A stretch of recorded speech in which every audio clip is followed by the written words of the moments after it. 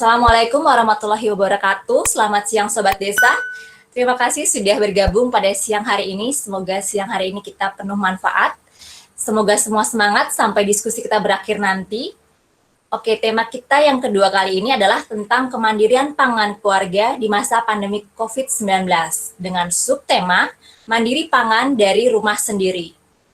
Bagi Sobat Desa yang bergabung kali ini, saya ingin informasikan terlebih dahulu bahwa kegiatan Bisa ini diselenggarakan oleh Desa Apps Fakultas Pertanian Universitas Gadjah Mada.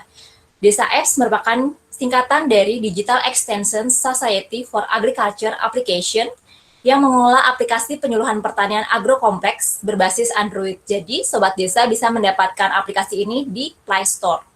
Kemudian ini adalah media komunikasi antara petani, masyarakat, juga dengan pakar dalam bidang pertanian. Jadi bisa saja petani memoto hasil pertaniannya kemudian dipasarkan melalui Desa Apps ini. Jadi ini dikelola oleh Fakultas Pertanian Universitas Gadjah Mada. Silakan teman-teman mengunduh, yang belum mengunduh atau bergabung dengan Desa Apps, silakan mendapatkannya di Play Store masing-masing.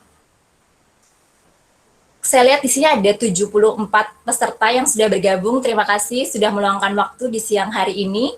Bisa ini kita rencanakan akan rutin diselenggarakan dengan menghadirkan beberapa narasumber yang berbeda sesuai dengan topik atau tema yang diusung pada setiap pekannya. Kemudian sama seperti pekan yang lalu, bisa yang pertama, bisa kedua kali ini dirancang untuk 2 sesi. Sesi pertama adalah hari ini, Jumat 15 Mei 2020 dan besok jam 10 Sabtu 16 Mei 2020. Jadi silakan Sobat Desa yang ingin bergabung untuk sesi kedua untuk join berikutnya. Nah, kali ini kita kedatangan atau menghadirkan narasumber, 2 narasumber. Yang pertama adalah guru saya, Profesor Rustadi. Beliau adalah guru besar di Fakultas Pertanian Universitas Gadjah Mada. Selamat siang Prof. Rustadi, apa kabar? Oke, kemudian yang kedua ada Mbak Kustanti Wahyu Utami. Beliau dari Caping Merapi. Selamat siang Mbak Kustanti. Terima kasih sudah bersedia menjadi narasumber. Ya, selamat siang. Oke, terima kasih. Nah, saya perkenalkan dulu narasumber yang pertama, yaitu Prof. Rustadi, Profesor Dr. Insinyur Rustadi, Master of Science. Beliau adalah guru besar bidang budidaya perikanan di Fakultas Pertanian UGM. Beliau lahir di Bumi Ayu tanggal 19 Desember 1953, mohon maaf. Pendidikan beliau S1 di Fakultas Pertanian UGM, S2 di Central Luzon State University, Philippines dengan bidang aquaculture, dan S3 di Pasca Sarjana UGM. Beliau aktif mengajar S1, S2, dan S3 di Departemen Perikanan Fakultas Pertanian UGM. Beliau adalah pakar dalam bidang budidaya perairan, termasuk tentang komoditas ikan, udang, serta rumput laut, yang dilaksanakan sebagai tridharma perguruan tinggi, yaitu pendidikan, penelitian, dan pengabdian. Pengabdian ini adalah merupakan pengembangan dari hasil penelitian yang disampaikan kepada masyarakat dalam bentuk penyuluhan atau pendampingan kepada masyarakat. Beliau adalah anggota Senat Akademik Universitas Gadjah Mada dan Senat Fakultas Pertanian Universitas Gadjah Mada. Nah, beliau juga aktif menjadi anggota masyarakat aquaculture dan beberapa tulisan ilmiah beliau sudah banyak dalam bidang budidaya perairan. Oke, untuk narasumber yang kedua ada Mbak Tanti, nama lengkapnya adalah Kustanti Wahyu Utami, Sarjana Pertanian. Mbak Tanti lahir di Lamongan pada tanggal 6 Juli 1991 dengan pengalaman kerja yang cukup banyak, Mbak Tanti. Tahun 2014 sebagai tenaga teknis lapangan Kementerian Tenaga Kerja dan Transmigrasi, tahun 2015 sampai 2017 sebagai agronomis PT Bumi Maringi Mukti, tahun 2018 sebagai agronomis di PT Bumi Paring Berkah, dan tahun 2019 sampai dengan sekarang menjadi agronomis di Agroedukasi Caping Merapi, yaitu merupakan pusat edukasi untuk budidaya organik, urban farming, dan juga wisata petik sayur. Berikut adalah biodata dari narasumber kita pada siang hari ini. Selanjutnya kita masuk ke tema kita pada subtema pada siang hari ini di Bincang Desa adalah mengenai mandiri pangan dari rumah sendiri. Kenapa tema ini diangkat? Bahwa berdasarkan hasil survei atau penelitian, 85% pengeluaran masyarakat di negara di dunia, termasuk di Indonesia, adalah untuk kebutuhan pangan. Dan kondisi pandemi saat ini berdampak pada semua sektor, termasuk sektor ekonomi masyarakat. Dan juga ada kenaikan harga bahan pangan. Nah, hal ini bisa mengancam ketahanan pangan. Kemudian menjadi pertanyaan selanjutnya untuk kita bersama, apakah solusi yang bisa kita lakukan untuk menghadapi tantangan ini? Kemudian, apakah masyarakat perkotaan atau masyarakat urban yang umumnya memiliki lahan terbatas bisa turut serta dalam memenuhi kebutuhan pangan? Oke, maka kita bersama berdiskusi untuk menjawab tantangan ini. Baik, langsung saja saya persilakan kepada narasumber pertama, Prof. Rustadi, untuk sharing mengenai bidang yang Prof. Rustadi bisa sharing bersama kepada kita. Monggo, Prof. Baik, terima kasih. Selamat siang. Assalamualaikum warahmatullahi wabarakatuh. Waalaikumsalam warahmatullahi wabarakatuh. Pada para sobat desa yang saya hormati dan kami sayangi, mungkin pertama-tama saya ingin menyampaikan selamat menjalankan ibadah puasa. Ya, kita selalu berdoa dan tetap bekerja dari rumah saja, ya. Seperti tadi sudah disampaikan oleh moderator bahwa darurat COVID-19 ini cukup besar bagi kita semua. Nah, ini tidak hanya merubah pola hidup ya kita, baik individu maupun juga sosial. Saya kira ini kan dialami semua oleh masyarakat dan khususnya untuk kami, untuk saya pribadi. Kita tetap bekerja dari rumah, tetapi bagaimana memanfaatkan ketika waktu masih terbuka, ya, pada pagi hari, siang, ataupun malam hari, terutama ketika, karena sesuai dengan bidang saya, itu kadang-kadang kita bekerja juga malam hari, ketika ikan harus misalnya dipijahkan ataupun mungkin pengairannya perlu dilakukan atau mungkin yang lain. Jadi ini pengaruhnya cukup besar. Nah, yang jadi permasalahan bagaimana kita memproduksi atau tadi permasalahan masalah pangan dalam lingkup keluarga, paling tidak untuk kebutuhan sendiri atau mungkin untuk lingkungan, ya. Itu bagaimana kita bisa menyediakan pangan. Nah, khususnya sesuai dengan bidang saya adalah ikan, yaitu sebagai salah satu sumber protein. Ya. Dan kenapa kita juga mengingat bahwa kebutuhan pangan khususnya protein ini cukup besar. Kalau tadi disampaikan bahwa untuk tingkat lokal sajalah, Jogja dulu ya, nanti Jogja itu mempunyai konsumsi makan ikan yang paling rendah di seluruh Indonesia, yaitu sekitar 23-24 kilogram per kapita per tahun. Padahal di lain sisi, ya, di nasional itu sudah mencapai sekitar 50 kilogram per kapita per tahun. Kemudian di lain pihak bahwa ikan itu sekarang sulit sekali untuk didapatkan, terutama di perairan umum yang mungkin bisa ditangkap dari masyarakat di sekeliling dari perairan. Contoh saya hidup di dekat sungai, ternyata juga yang mancing itu sekarang sulit untuk mendapatkannya. Nah, sehingga ini kan suatu peluang sebenarnya untuk keadaan sulit untuk mendapatkan protein dari cara memancing. Oleh karena itu, salah satu cara adalah bagaimana kita memelihara atau memproduksi ikan itu dari lingkungan ataupun pekarangan kita sendiri. Jadi pekarangan seperti kita ketahui, pekarangan itu kan umumnya tidak ada airnya. Mungkin di daerah desa itu masih ada, ya, artinya ada aliran air, dan itu dulu di tempat saya, asli saya, itu biasanya ada air yang mengalir ke pekarangan dan sekaligus bisa kita gunakan sebagai sumber air untuk pengairan kolam. Gitu. Ya, ini kan jadi permasalahan. Tapi kenyataan ini kan nanti dengan teknologi kita bisa mengembangkan. Ya. Kemudian di samping air juga lahannya sempit. Sehingga kita perlu melakukan inovasi-inovasi teknologi yang bisa kita kembangkan.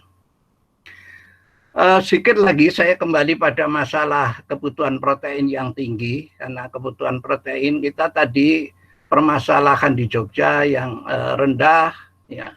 Kemudian di luar Jawa itu sebenarnya juga cukup tinggi, ya. Mereka lebih dari 50 kg per kapita per tahun. Dan permasalahan kekurangan protein ini kan akan berdampak satu pada pertumbuhan, ya, pertumbuhan balita khususnya. Kemudian juga pada perkembangan embrio pada para ibu yang sedang hamil misalnya. Ini perkembangan dalam kandungan itu kaitannya dengan perkembangan perkembangan janin gitu. Kemudian juga tadi kaitannya dengan para manula, ya. Ini kan kebutuhan akan berapa protein, ya ini kan dibutuhkan bagi para orang tua. Nah, seperti kita tahu bahwa kandungan protein yang tinggi pada ikan, di samping itu juga kandungan lemak yang rendah kadar kolesterolnya. Saya kira ini menjadi tuntutan bagi masyarakat khususnya para orang tua untuk lebih banyak mengkonsumsi makan ikan. Ya. Nah, bahayanya di masyarakat khususnya saya melihat perkembangan ataupun permasalahan yang ada secara nasional. Ini kan gambaran bahwa kekurangan protein itu tampak sekali. Kita lihat dan itu menjadi data yang terlihat bahwa permasalahan stunting, yaitu kekurangan protein yang bisa kita lihat pada masalah kesehatan ataupun mungkin saya nggak tahu itu apakah stunting kaitannya dengan apakah karena kebiasaan biasa atau budaya tidak senang makan ikan, atau mungkin karena budaya prihatin. Mungkin kalau di orang Jawa itu kan udah cukup makan iwak, iwak tempe, iwak tahu, nah, itu. Sehingga kita mengalami suatu di satu sisi ada semacam kekurangan protein, di lain pihak karena budaya untuk prihatin gitu. Nah, ini yang perlu kita perhatikan. Nah, kemudian tadi kembali lagi bahwa peluang sekarang itu ada dalam untuk budidaya ikan di lahan pekarangan.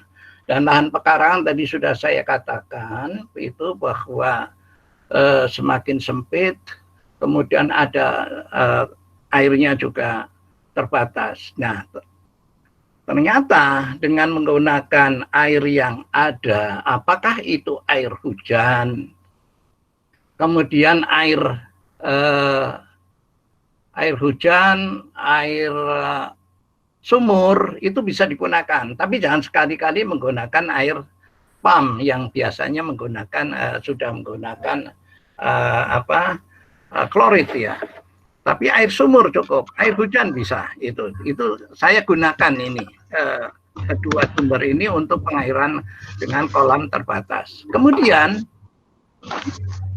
air tersebut bukannya terus dibuang, tetapi dikembalikan lagi.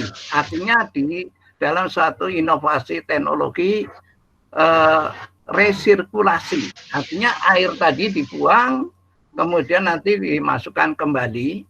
Tapi tentu saja harus melalui sedikit penyaringan atau pengendapan dulu, kemudian penyaringan baru masuk. Nah, itu teknik ini dapat dilakukan dengan kolam, tentu saja menggunakan kolam. Apakah itu kolam batako, ya, kolam tentu saja ini kolam permanen. sehingga air Mana gambarnya, Dani? yang kita gunakan betul-betul tidak rembes. Jadi kita mengisi hanya ketika air itu berkurang hanya karena penguapan saja. Nah tentu saja juga harus dilengkapi dengan aerasi. Aerasi itu aerator, blower, ataupun mungkin kami juga sedang mengembangkan microbubble generator. Kemudian sedikit kalau memungkinkan, karena di daerah pekarangan itu biasanya pohon-pohonnya cukup banyak ya, bisa kita tutup ataupun kita lindungi dengan plastik. Baik, itu tentang perkolaman. Jadi memanfaatkan lahan. Kemudian kolam ini juga bisa untuk pengairan, khususnya kalau kita limbahnya kita gunakan untuk memupuk tanaman-tanaman yang kita pelihara. Biasanya yang saya lakukan adalah tanaman sayuran ataupun juga lombok, ya, ataupun mungkin buah-buahan.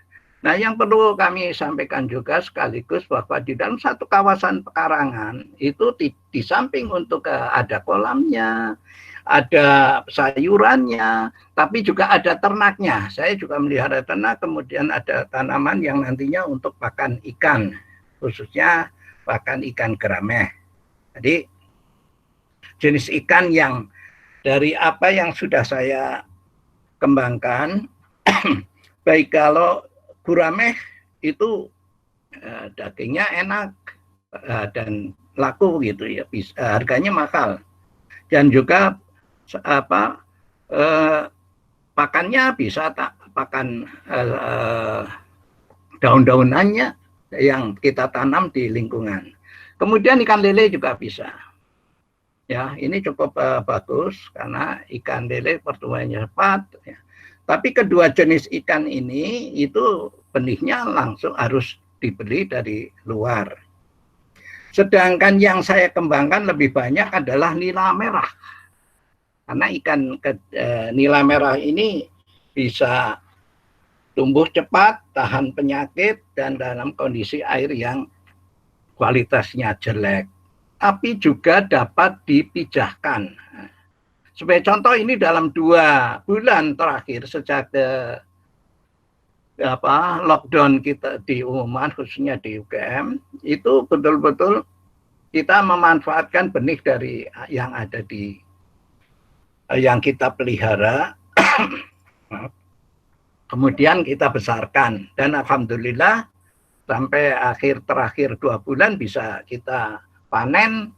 Ya maaf, paling tidak masih ada stok untuk sendiri dan bisa untuk kebutuhan sendiri dan juga untuk tetangga, ya kita bagi ke tetangga. Dan di samping itu juga sekaligus pekarangan ini saya manfaatkan untuk budidaya udang faname yang biasanya dilakukan di laut, tetapi ataupun di pesisir, itu airnya air laut yang kami beli dan ditambah dengan air garam. Ini ternyata juga bisa kita kembangkan. Di samping itu sekaligus bahwa dari beberapa kegiatan tadi di pekarangan, saya sekaligus juga untuk penelitian para mahasiswa. Ya. Ini sekaligus kita manfaatkan. Kemudian bagaimana pakan? Ya, kalau pakan tadi, kalau ikan-ikan herbivore itu bisa menggunakan pakan ya tadi, bisa menggunakan pakan daun-daunan yang bisa kita beli ataupun juga dari lingkungan. Dan juga tentu saja untuk nila merah, udang itu saya gunakan pakan buatan yang sudah yang dapat dibeli di toko-toko pakan. Nah, secara umum karena tadi untuk ikan nila itu relatif tahan pada kondisi lingkungan yang jelek dan juga penyakit, pengendalian penyakit relatif sama sekali tidak dilakukan, tetapi dapat dikatakan saya lakukan dengan pencegahan saja, misalnya dengan penggunaan garam. Ya. Kemudian tadi masalah limbah kita kumpulkan ya, karena tadi dimasukkan ke dalam tong, disaring, kemudian dikeringkan, kemudian nanti bisa digunakan sebagai pupuk.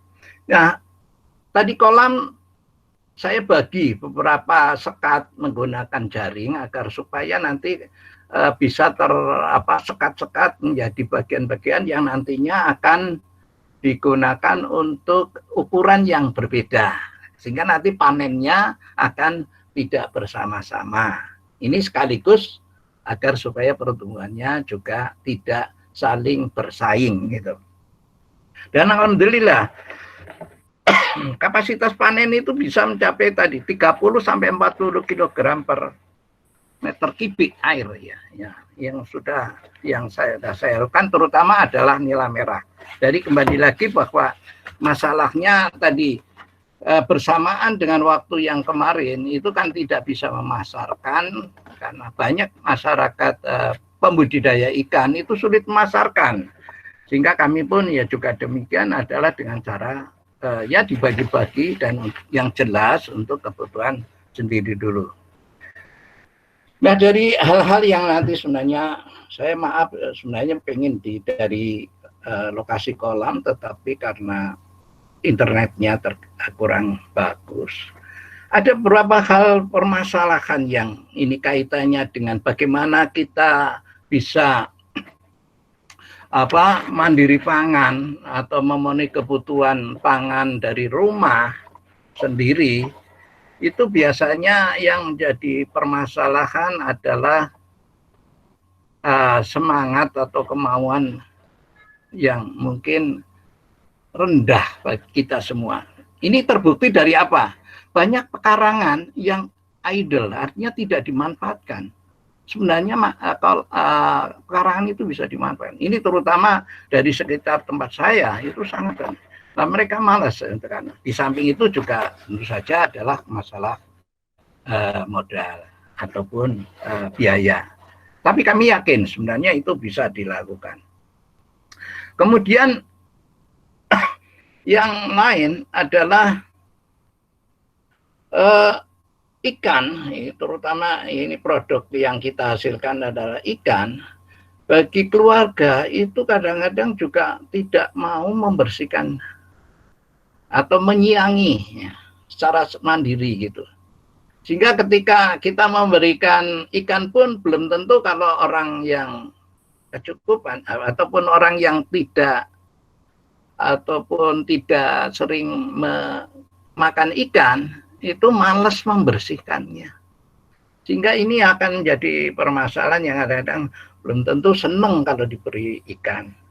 Kemudian bagi para pembudidaya senang memelihara ikan, tapi tidak senang untuk memakannya itu. Karena biasanya kan merasa bahwa wah, hasil pemeliharaan kok dimakan gitu. Ini yang kadang-kadang kalau di keluarga terjadi semacam itu. Nah, orang tegel itu kalau bahasa Jawanya.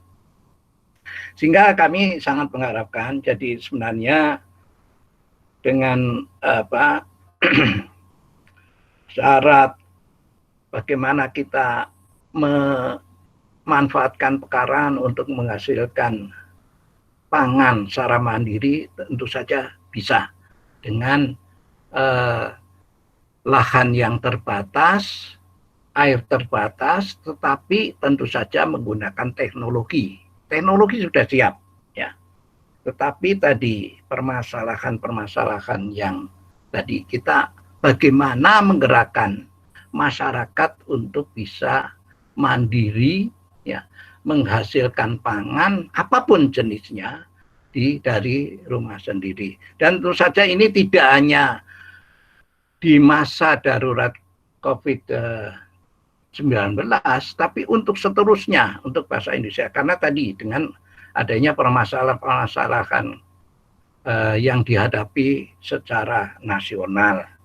Dan tentu saja bagi keluarga, ya tentu saja ini nanti dengan adanya model-model penyuluhan, pemberdayaan secara online, ini mudah-mudahan juga bisa tetap berjalan dan nanti akan kami lengkapi dengan cara online. Dan sekali lagi bahwa peluang dari usaha dari rumah sendiri itu memungkinkan juga nanti pemasarannya adalah online. Saya kira itu yang dapat saya sampaikan, nanti mungkin menjadi pemantik ya dalam nanti mungkin diskusi yang akan dipandu oleh Mbak Uci. Terima kasih. Kalau ada hal yang kurang tepat mungkin saya bisa. Monggo matur nuwun. Nggih. Nggih, matur nuwun Prof. Rustadi atas sharingnya. Terima kasih. Sharing yang sangat menarik bahwa sebenarnya kita bisa membudidayakan ikan dari perkarangan kita sendiri dengan air dan lahan yang terbatas. Tetapi tetap kita membutuhkan adanya perkembangan teknologi. Nah, teknologi sederhana pun bisa dikembangkan. Tapi yang paling penting adalah bagaimana meningkatkan minat atau masyarakat tersebut untuk bisa mandiri. Nah, yang paling penting adalah niat dan semangatnya tadi itu.